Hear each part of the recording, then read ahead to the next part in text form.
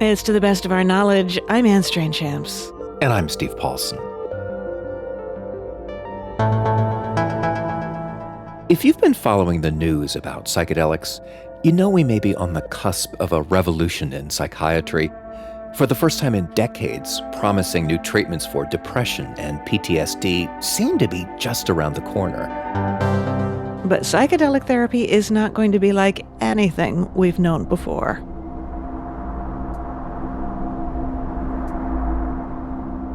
When I could feel the medicine taking hold, there was a feeling of like a big feathery wing swooping over me. It was like, ooh. I felt like I was swooning in it.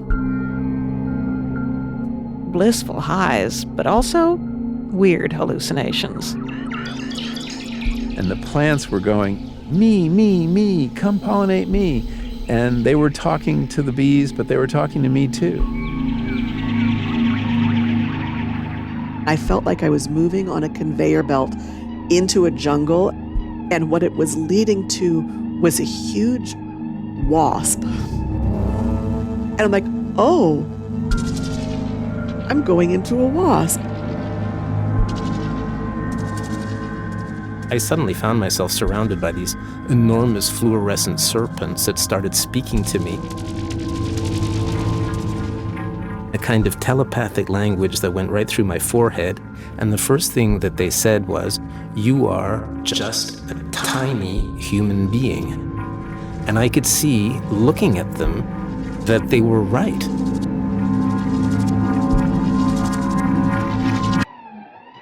At which point I had to vomit, in fact. It can all be a little much. In a sense, I'm grateful I had this experience, but it's totally terrifying. The last thing I remember is that, holy shit, what have I got myself into here? Frankly, a lot of you may be listening to this and thinking, yeah, no thanks. And speaking as someone who spent more years of my life on antidepressants than off, I might be with you there. I mean, sure, I would like to feel better, but does the treatment have to be quite so epic? And that's one of the biggest questions about psychedelics today. What if you need the benefits of psychedelic therapy, but you don't actually want the journey that shakes your world inside out? Is there a way to take the drug without the trip? This is Luminous, our series on the science and philosophy of psychedelics. And this hour, the debate over the drug, the trip, and the future of psychedelic therapy.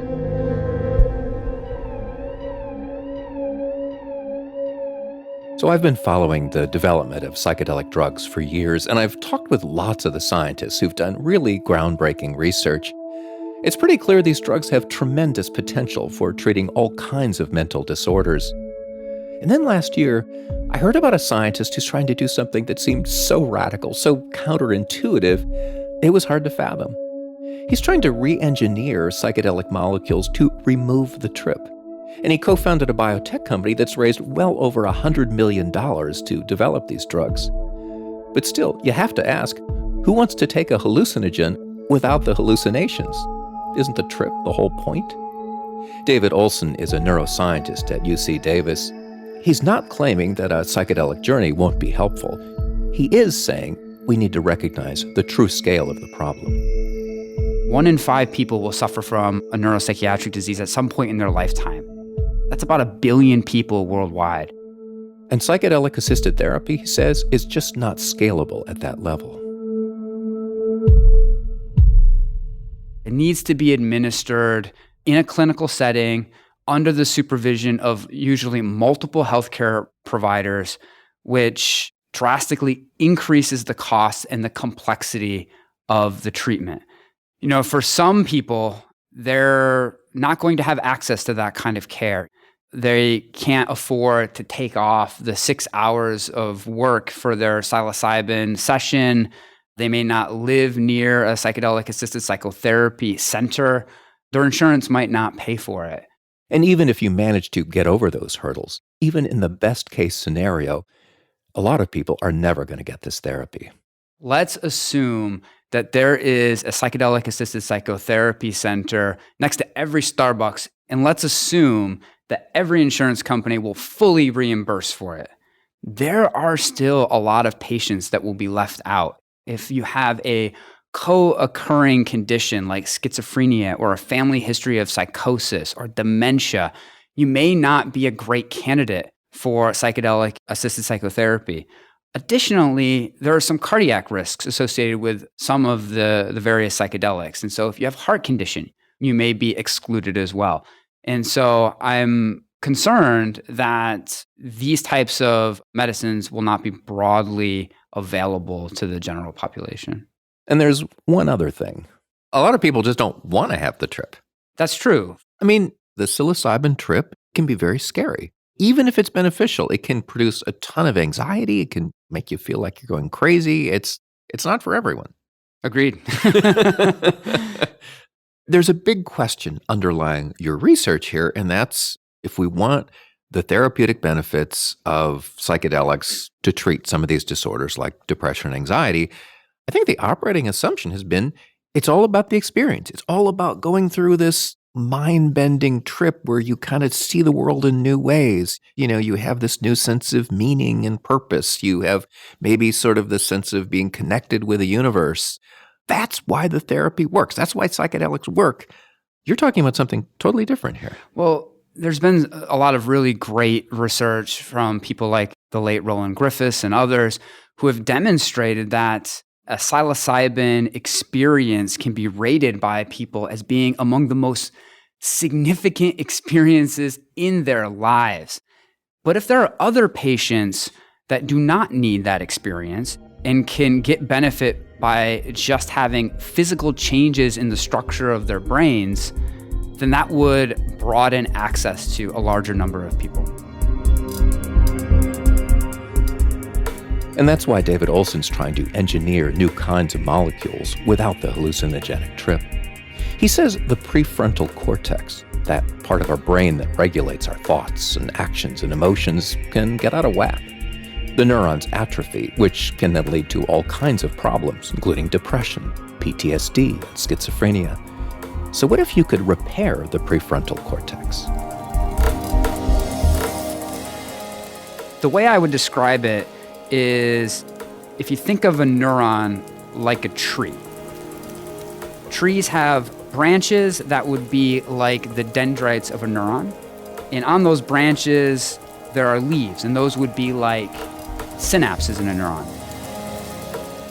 In a healthy brain, you have a very rich canopy where you have lots of these leaves touching each other so that you have lots of communication between the trees. Squirrels can easily jump from one tree to the other. But in many brain disorders, it looks like wintertime. All of the leaves have fallen off, the branches have been pruned back, and now there's not easy access between the two trees. And so what these psychoplastogens seem to do is to rapidly regrow the neuronal arbors and reestablish that synaptic connectivity.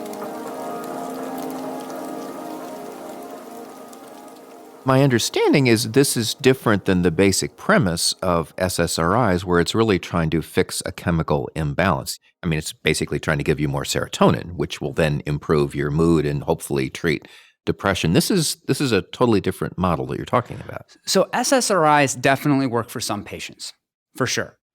But they don't work for all patients. And the other thing about SSRIs is that daily administration paradigm has other disadvantages. If you take any drug every day for a long period of time, it is quite likely that you're going to have some kind of off-target side effects. Things like weight gain, sexual dysfunction are very common with SSRIs, and they can lead some patients to not want to take them for those reasons. And so if we can identify molecules that can do what an SSRI does over the course of 3 weeks, but they can do it after one dose within 24 hours, and the effect would last for a month. That would allow patients not only to have a rapid response and a sustained response, but potentially avoid a lot of those undesired side effects. David has a name for these small molecules, psychoplastogens. They're drugs that generate new plasticity within the brain. firing up those synaptic connections that had withered away. So are these essentially like classic psychedelic drugs like psilocybin, but somehow you're just stripping out the hallucinogenic effect? The molecule is actually quite similar? Yeah, so structurally, that's kind of been our approach, at least at the start. So at the start, we wanted to use molecules that had demonstrated clinical efficacy, like psilocybin, like ketamine, like MDMA, and then just make small tweaks to their chemical structures to remove the hallucinogenic effects. However, the way that medicinal chemistry works, it's a lot like chemical evolution. And by making systematic changes in the structure of the molecule, you can refine it to the various purposes that you're intending.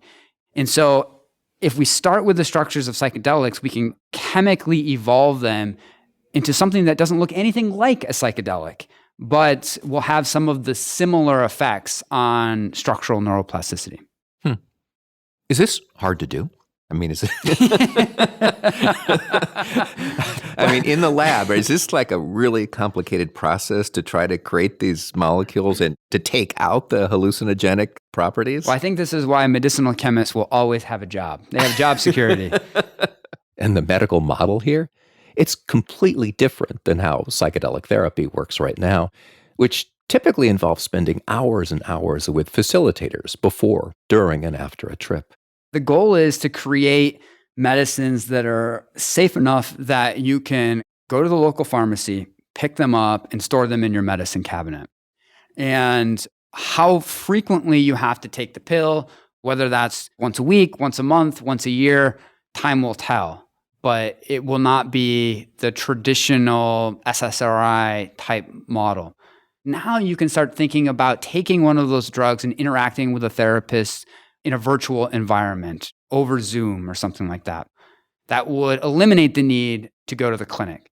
But I do imagine that there will be kind of this treatment hierarchy where at the base of this treatment pyramid, you'll start with the most scalable medicines, which will be the take-home drugs where that's all you need. And if patients get better, fantastic. And if they don't, they can start to move up the pyramid where we append other things like psychotherapy or like an in-clinic hallucinogenic experience.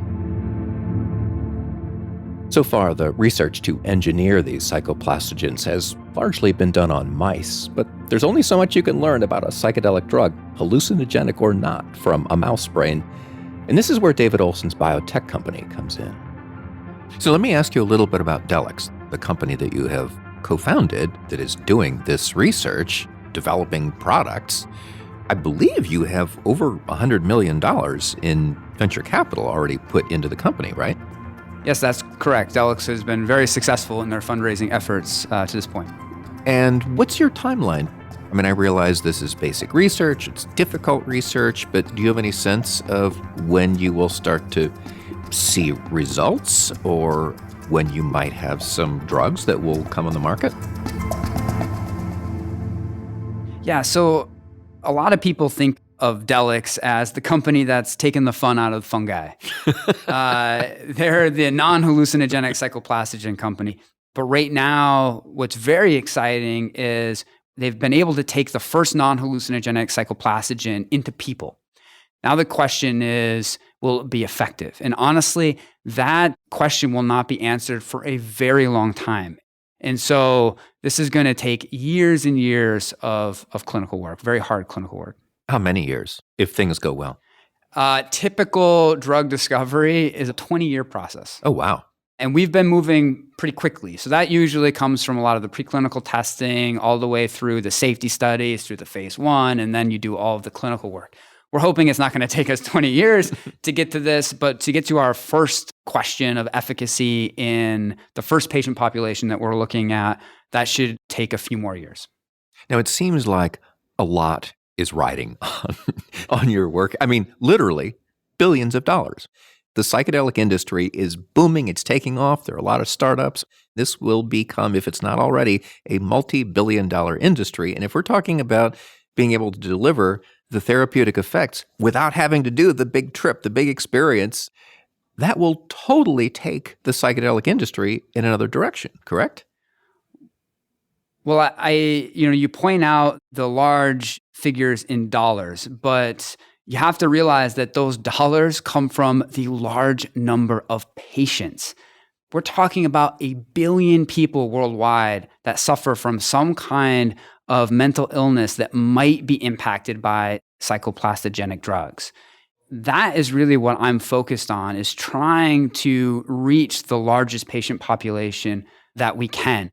Now, psychedelic-assisted psychotherapy is incredible because it's taking the field in a completely new direction, one that is more similar to a healing-based approach than simply mitigating disease symptoms. But if that is the only way to reap the benefit of these molecules, it would be a very, very sad day for this world, because only a subset of very fortunate individuals would be able to access that type of treatment. But with the non-hallucinogenic psychoplastogens, we hopefully can broaden that to the enormous number of people who are impacted by mental health conditions every day.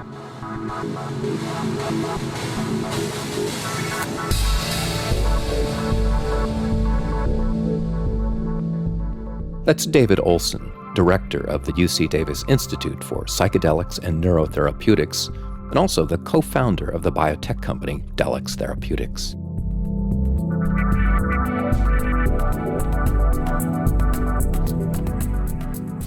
David's not the only scientist looking for alternatives to SSRIs.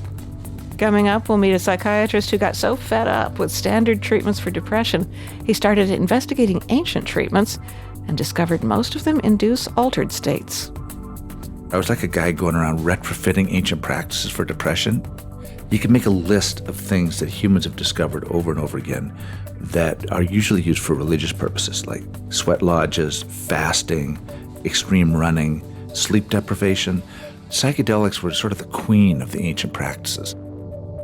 This is Luminous, our series on the science and philosophy of psychedelics. I'm Steve Paulson. And I'm Anne Strange-Champs. It's to the best of our knowledge from Wisconsin Public Radio and PRX.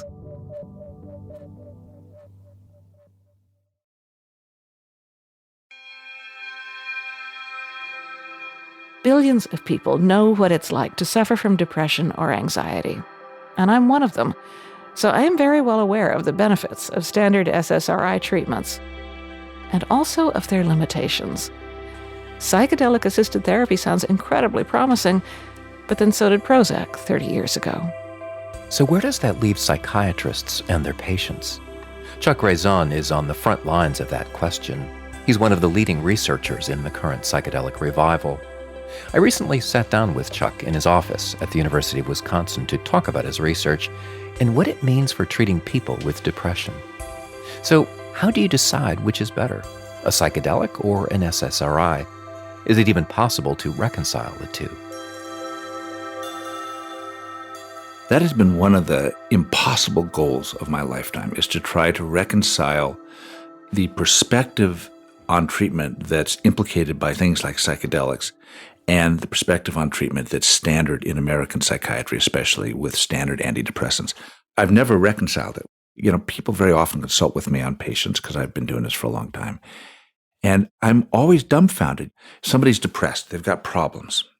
Should I tell them, why don't you think about going to a legal psychedelic retreat offshore and doing a psychedelic? It's probably going to bring you face to face with your issues.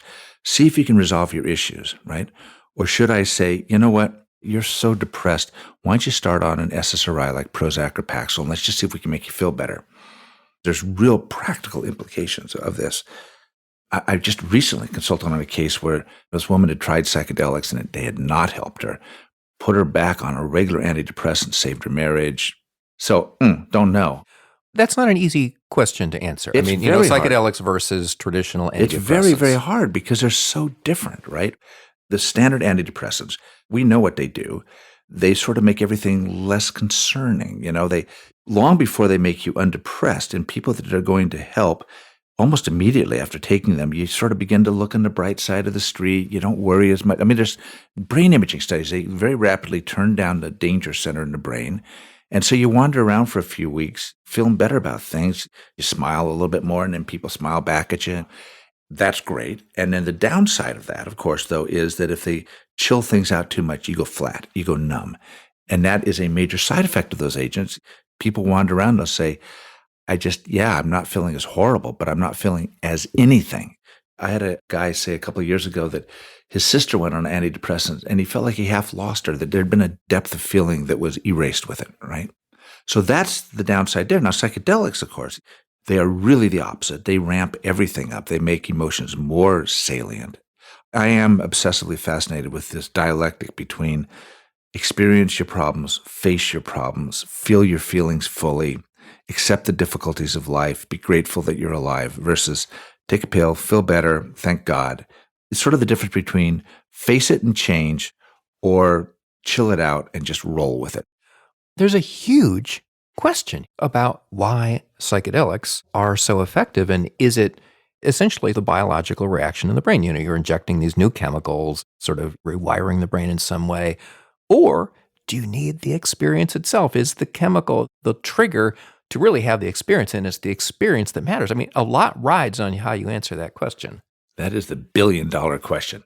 That is what animates my work, right? So everything that we're doing, it's all kind of focused on that question. And let me just mention one other practical implication of that, because I've talked with people in the venture capital startup business, and it seems like the magic bullet there would be to tweak, let's say, the psilocybin molecule, make it fast acting. You just have 2 or 3 hours, minimal experience, but you get all the benefits. You can go into the clinic and you're better, but you don't have to go through all the hard stuff. Absolutely. And I admire this guy, Dave Olson, so much. Started a company called Delix Therapeutics, trying to take psychedelics, like you say, tweak them even a little harder so that it's not that the experience lasts for an hour or two, it's that you've removed the psychedelic experience. Psychedelics have big direct effects on the brain. You're getting all that big direct effect on the brain, no psychedelic experience. And so you could take the pill at home on Saturday morning and then feel better for 6 months. And when you start feeling kind of bad again in 6 months, you get another pill. And that's the VC venture capital pharmaceutical dream, right? Charge $20,000 a pill, no muss, no fuss. It doesn't violate this very impersonal machine-like system we have in place for dealing with mental health in the United States. So people are absolutely after this. And I get accused of being this sort of killjoy, like I'm trying to destroy psychedelic culture. But truly, I'm really rooting for consciousness. I personally am greatly hoping that when we remove the conscious experience, that it will not have the signal. So I'm on the side of consciousness, but my mentor back at Emory told me early on, he said, look, if you're afraid of the truth, just get out of science right now. Science may blow up these things with psychedelics. We'll see. Well, I know there's another study going on. I don't know what stage it is in, where people are trying to administer psychedelics while you're asleep. That would be me. Yes. Yes. So the idea is you'd wake up, you didn't know that you had it, probably had some crazy dreams though. Maybe. So everything I'm doing is around the question that you articulated better than me.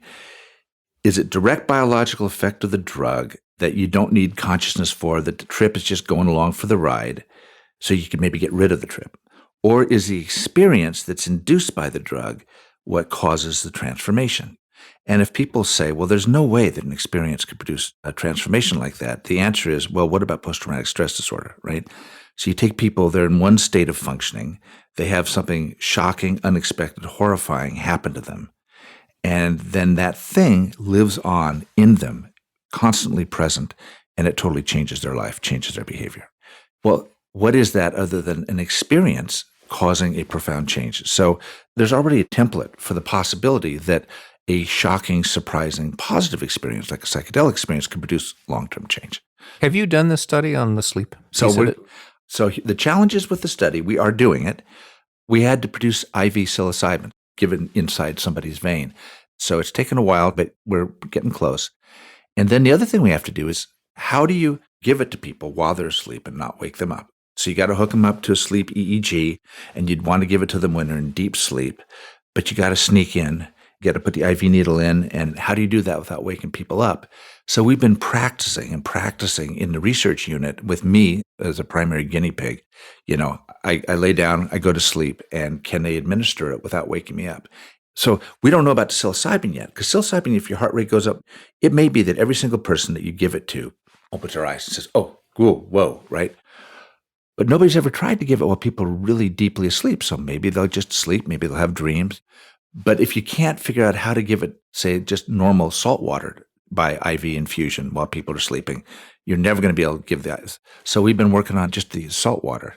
And so we can do it, and it's really interesting. The way to do it is not what you'd predict. So Stephanie Jones at UW has been the mastermind of this. I would have waited until people were in deep sleep, snuck in as quietly as possible one time and taken a run at it. And she's like, oh, no, that's never going to work. What you have to do is come in every 15 minutes, stand over the people, shake the IV line, and you just keep doing that until people get so used to you coming into the room, standing over the IV and shaking it, that they get deconditioned. And they've now, for several of us, they've been able to do it. But if we can keep, half the people asleep, then we're going to get funded. We've got funding to do this big, big study where half the people will get it awake, half asleep. And that is really interesting. It strikes me that if it turns out that these kinds of studies determine it isn't biology, it's consciousness, that's what's changing. Yep.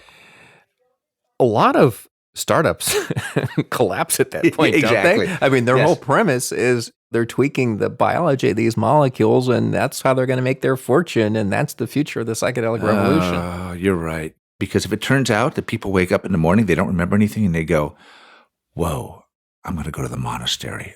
I feel differently about life. And you talk to them 2 months later, they say, I don't know what it was. Obviously, I don't remember anything, but my relationships have gotten better. I'm happier. I'm exercising. I've developed a spiritual life. Then the psychedelic community is going to hate me because I've now shown that the folks that are trying to tweak it and get rid of, knock yourself out, right? But I still don't understand, putting aside that these questions of blocking the memory or trying to do this while you're sleeping, just the psilocybin experience, let's say, that most people have. Why can a single experience from a single dose have such long-lasting effects? 6 months later, a year later, a lifetime later, is that rewiring the brain? Or you just had this experience and somehow the experience has caused you to see the world in a new way? Right. Unless you're a dualist and think that there is some kind of soul that maybe has been shifted by this. If we just take a purely scientific look at the world, that consciousness arises from brain function, your feelings arise from brain function, your behavior arises from brain function, it has to be the case that if you are different 6 months from now, there's got to be some physical substrate for that difference. What that substrate is, of course, the Holy Grail, right? Everybody wants to know. Steve Paulson, you got a psilocybin experience 3 months ago and you were depressed and now you're feeling great.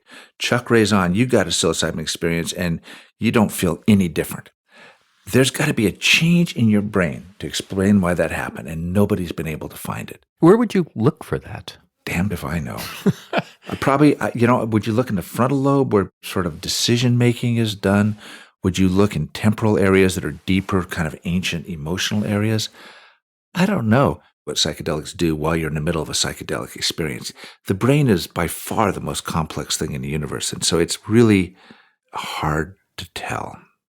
Now, there's another huge question which is related to what we've been talking about, and that's whether you need a mystical experience to have the full therapeutic effects. And there's some debate about what is a mystical experience. I mean, some of the features that are commonly mentioned are there's the sense of oneness with the universe around you. You kind of lose your sense of ego, transcendence of space and time, feeling that this other reality of the experience is more real than your waking reality. Yes.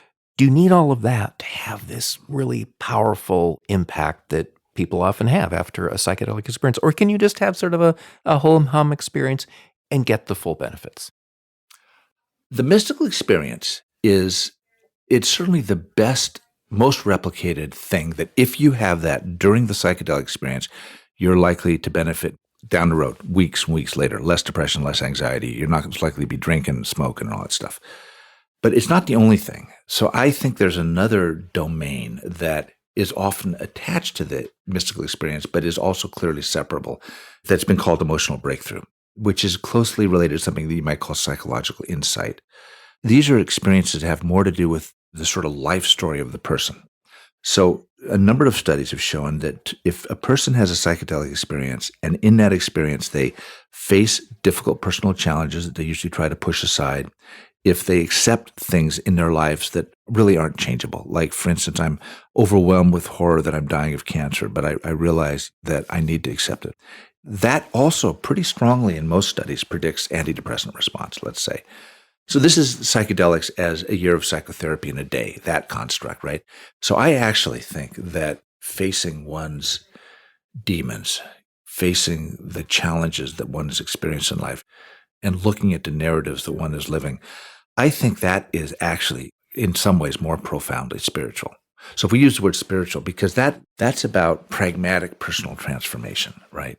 So that suggests, if that's the core of the emotional breakthroughs, that you face your demons, it almost by definition has to be a difficult experience then, right? Correct. You can't just have a blissful experience and have the emotional breakthrough. I mean, it's a high. It feels fabulous, but it's not going to. No, it comes at the end of suffering, though. It comes at the end of a tough time. Absolutely. So one of the dangers of psychedelics is that they can encourage something that's been called spiritual bypass, which basically means that you got these very pragmatic, sort of more primitive behaviors, problems, emotions that you're dealing with and that are causing you trouble in your life. And instead of dealing with them, you just go into the spiritual realm, you go up into the heights, you transcend them. You see this, like when psychedelics go bad, what they often seem to produce are sort of very narcissistic people. These are people wandering around talking about spirituality. They have met God and they're going to tell you about it. Absolutely. And then you watch how they're living their lives, though, and there's no evidence that they have met any kind of God that you'd want to have a drink with, certainly, right? So, that's partly why I trust more the spirituality of descent, spirituality down into the roots of suffering. Difficult experiences can often be very beneficial. Yeah. One final question, Sure. And you can either answer this or not answer this. Have you had personal experiences, psychedelic experiences, that have shaped your understanding of these drugs? I will tell you that I have had a legal psychedelic experience someplace where it was legal that definitely shaped my understanding of these things. I had an experience where my dead mother came to me and told me some stuff that I had struggled with out of my childhood. And do I believe she came to me? No, not at all. I don't believe it. Do I undoubtedly feel emotionally that she came to me? Absolutely. So it's interesting. I'll elaborate a little bit before you do one of these things. And this was really, it was with a bunch of very high-level mental health practitioners that are interested in working with psychedelics. So what was the drug that you took? Psilocybin, right? So, beforehand you talk about, well, what do you want to do? What are you thinking? And I was really thinking I was going to be dealing with my father, who's also dead. So I had no expectation that my mom was going to show up. But boom, I had a thought. This has been a pretty good time in my life. And so I was going, I'm not having a bad experience here. This is okay. So, what should I do in my life to improve it? And then I said, well, what's keeping me from doing that? I said, well, I'm still struggling with this sort of issue that I was more close with my mom in childhood. My dad kind of got excluded, a classic Freudian thing. And then all of a sudden, here comes my mom, and she's got my dad in tow. And she basically reminded me of something she said to me about how she felt bad about pulling me in to be sort of her therapist when I was a kid. And she said, don't you remember I told you that while I was still alive? I said, oh, yeah, that's right. Back in the 80s, God, you were crying. I'd kind of suppressed that for some reason, right? And then she said, literally, look, your dad's my problem. We're here in the afterlife. Don't worry about us. We're going to have to go off for a couple of lifetimes to deal with each other. And off they went. But it was so unexpected and so real. And the felt sense was, dang, that was my mom, all right. Was that difficult, that experience? No, it was actually very relieving. So you didn't have to go through sort of the anxiety piece of the experience? No, I didn't. So back to your point, no, this was really interesting. I didn't go through the anxiety piece on this. So now I can tell you that this was a while ago, and I probably once a day I think about it. Now I'm curious, is it still with me? Because we talked about, this is what I research. And yeah, it's still with me. It's really interesting. I felt like I had a final interaction with my mom. And it was so weird and so quirky. It was utterly believable. I totally emotionally believe that they are off in the afterlife trying to figure out their problems and deal with them. Even though I don't actually, sadly, believe in the afterlife, and I don't really believe she came and saw me, but there you go.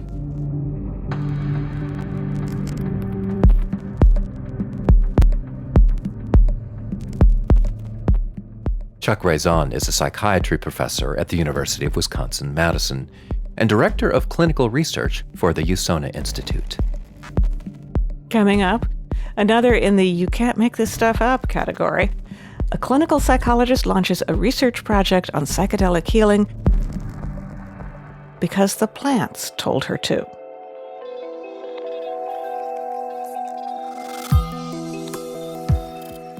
It was February in New Jersey. I just wanted sunshine and a beach. And I signed up for a retreat in Costa Rica. And the day before I was leaving, I get a phone call that said, "Do you want to sign up for the ceremonies?" And I said, "What ceremonies?" And it turns out there were a series of ayahuasca ceremonies being offered that week at the retreat center. This was in 2005. I, of course, said yes.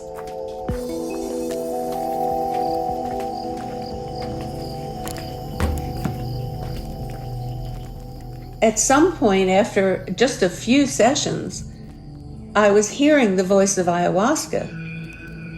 And that was a little mind-blowing for me because, I'm not crazy. I didn't think.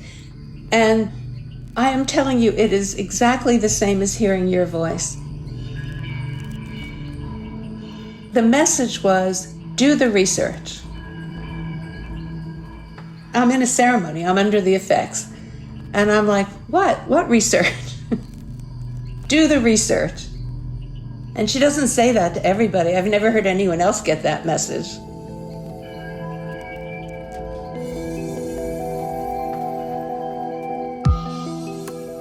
I went back and called a nationally known researcher. Call him up and I say, "Grandmother Ayahuasca told me to do this research. Will you help me?" There's this pause on the phone. He's 85 at the time. And he says, yes.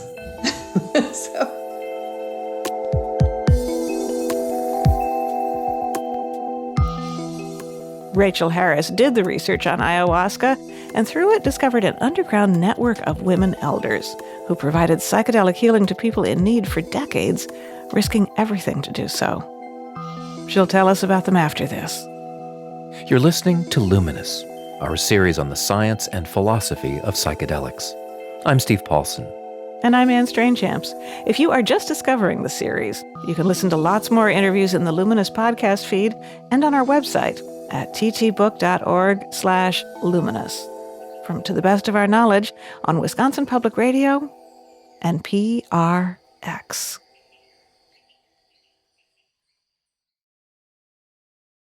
We have heard so much about the psychedelic renaissance, about new clinical trials and lab research.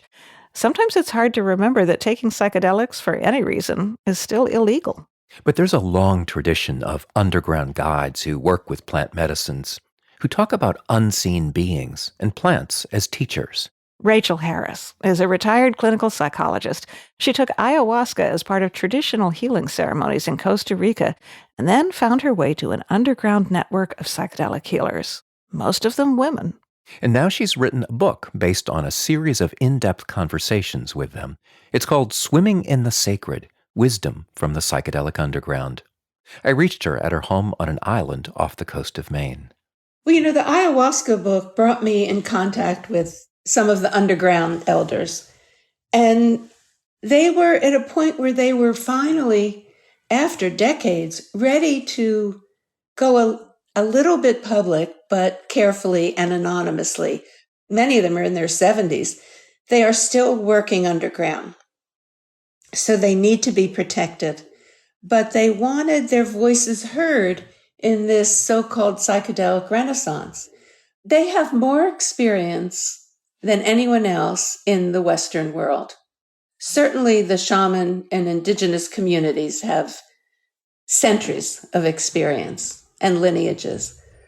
But in the Western world, they have more experience than the researchers, for instance. And the researchers were really dominating the psychedelic renaissance. And the women had a different perspective that I felt was being overlooked and could easily be lost. You describe these women as spiritual warriors. You say they're priestesses and shamans. And even though you've had a lot of psychedelic experiences yourself. You've worked for years as a clinical psychologist. You say you are not like these women. Can you explain that? Things get a little challenging during ceremonies. These women have taken every medicine at every dose. I remember talking to one of the women, and she said, she's early 70s now. She said, well, as I've gotten older, I realized I don't need as much. It's very easy for me to travel. But sometimes, I still like to fly and take a big dose is what she means. And I'm thinking, no, I don't really need to fly. I'm a scaredy cat. Also, when they're sitting with people, they know the territory. They've been everywhere, and they don't get scared. What would you be scared about? Where are they going when it gets really difficult? Listen, there are risks with these medicines. The thing that people often report that is the most scary is, I'm never going to come back. I've damaged my brain. I'm going to go crazy, and I'll never be okay again. And if you talk to any of the elders, not just the ones I interviewed, but across the board, everybody knows someone who was harmed and was never quite the same again. There is a risk. It's very, very small. Every drug has a risk and challenging side effects. So that's what I would be afraid of. One of the elders told me this story. She's very experienced, a very serious person. And she's sitting with someone, and I'm not quite sure what happened, but she said, I realized I had to take him to the emergency room. So that means she has to walk into a hospital ER and confess what she's been doing, which is illegal. She goes in with him. He gets some medication, and the doctor is sympathetic, so he doesn't call the police. Yeah. But that was just pure luck.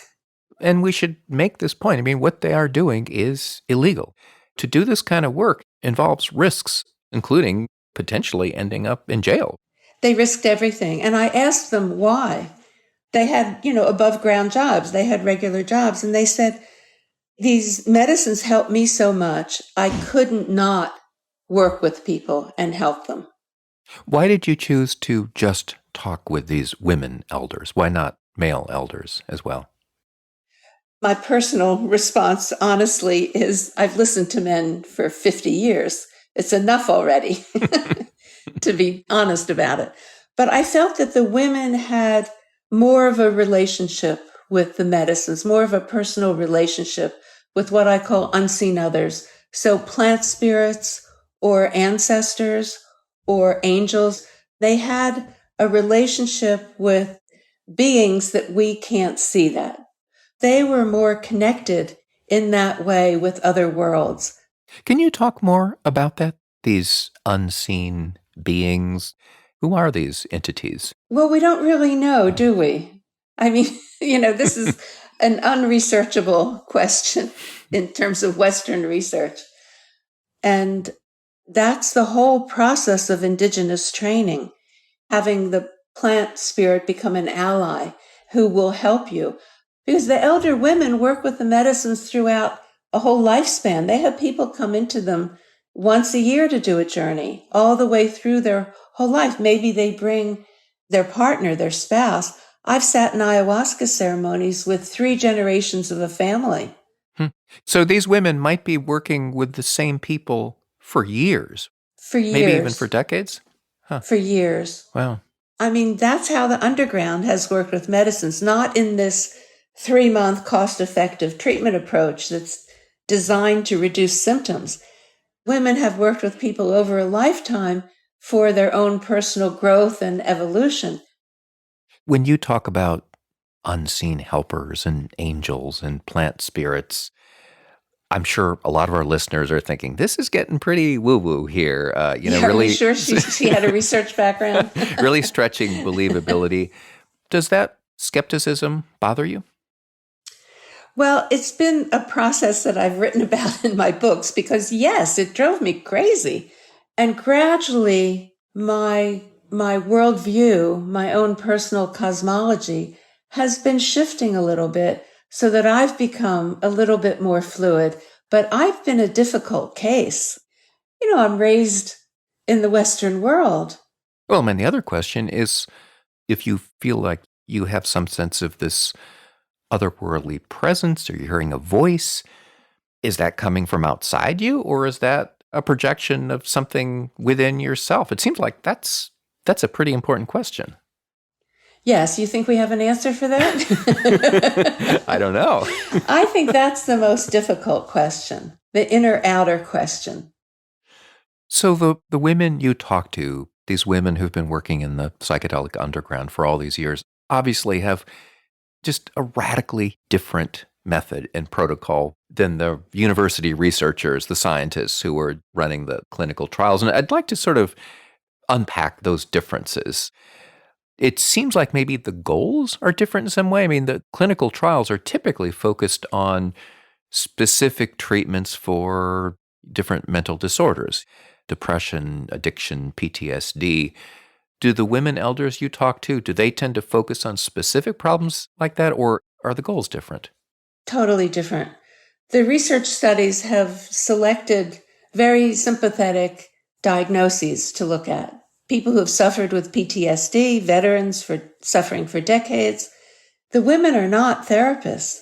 They don't think in terms of a cost-effective approach to reducing symptoms. They're looking for transformation. So they hold the medicines in a much bigger container and far more spiritual. Don't the university scientists also want transformation? Well, how much transformation can you see after just a few weeks? I don't know. I mean, that's the question. But isn't the goal? I mean, but they're not following them up enough to really see how has their life changed. Because the therapy sessions are a big cost. They're a big expense in the research protocol. Right. So they do 3, maybe 4 at the most, kind of debriefing, what they call integration sessions. Many of the subjects have said they need more. But there's an ongoing unfolding and process in life after a journey. The women are looking for changes in the person's attitude toward their life. I mean, they're really looking at what do the people they work with, what do they bring back to their community? How do they change their lives so that they can contribute and make a difference? How to live on this earth and be joyful. That's not symptom reduction. That's much bigger. The whole business of being credentialed is another major question in this psychedelic revival that we're in right now, because it's not at all clear who gets to call themselves a psychedelic therapist or a guide. The women you talk to, they don't have medical degrees, I'm assuming. Correct. So most of them don't. Yeah, what is their process of training and developing expertise? You know, one of the women said, here's the question to ask someone who's putting themselves out as a psychedelic therapist. Who authorized you to serve this medicine? This is a lineage question. As in, you are an apprentice and you should be working with someone with essentially a master? Exactly. And the women did that for years and years, and they were supervised. Here's the example from someone who trained with a Shipipo shaman. She's the only one who really trained with a Shipipo shaman. But she said after 6 years working with the shaman says to her, you're ready to sing. The singing is done in the ceremony. It's the Icaros. It's a big deal. It's a major part of the healing process. She said, no, I'm not ready. So she sat next to him in ceremonies and he would sing. She knew the Icaros. She would sing a nanosecond right behind him. So they could compare what they're seeing in the patient and how the Icaros is working, what's changing as they're singing. She did that for a year, and then she started doing ceremonies on her own and singing. So it's quite a process to be able to do that. Yeah. You say we don't have a word for what these women elders do. Not really. In our culture. Yeah. Do we need a word for them? You know, I'm hoping that we go into a learning mode with these medicines, not a manipulative mode, but that we have the humility to say, these medicines have a lot to teach us. How do we learn how to use them in the most beneficial, safest way? One cognitive scientist, Israeli, talked about ayahuasca as a school, that it's a process of learning. And I think culturally that would be a good mode for us to be in. That's Rachel Harris, a psychologist who's been in private practice for 40 years. Her book is called Swimming in the Sacred: Wisdom from the Psychedelic Underground.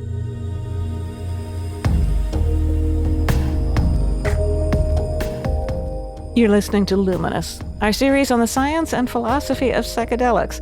You'll find more interviews on our website at ttbook.org/luminous, and I hope you'll subscribe to the Luminous podcast feed. To the Best of Our Knowledge is produced in Madison, Wisconsin by Shannon Henry Kleiber, Charles Monroe Kane, Angelo Bautista, and Mark Rickers. Our technical director and sound designer is Joe Hartke, with help from Sarah Hopeful. Additional music this week comes from Epitome Zero and Floating Spirits. I'm Steve Paulson. And I'm Anne Strainchamps. Thanks for listening, and come back often.